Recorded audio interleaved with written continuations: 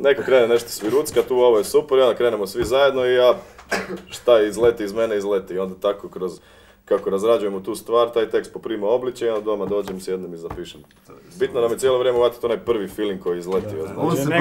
Da energiju koju stvorimo na početku, znači od tog, recimo džema, zapravo nastaje tako da neko počne nešto svirat, svi se uhvate za to, ako je dobra energija, ako je dobra nit, to samo izleti sve van i poslije samo oblikujemo, modeliramo i to je to.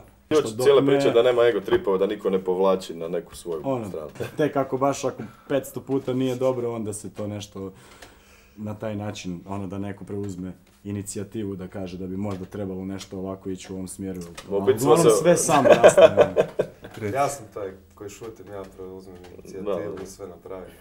Podneseš sve grijehe, podneseš sve grijehe. Sve podnesem i sve.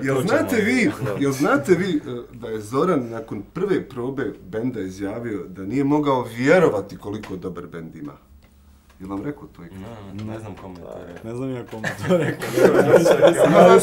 Pa ne za ovaj band, nije to za ovaj band. Nije to za ovaj band. A to je drugi. To za ovaj drugi.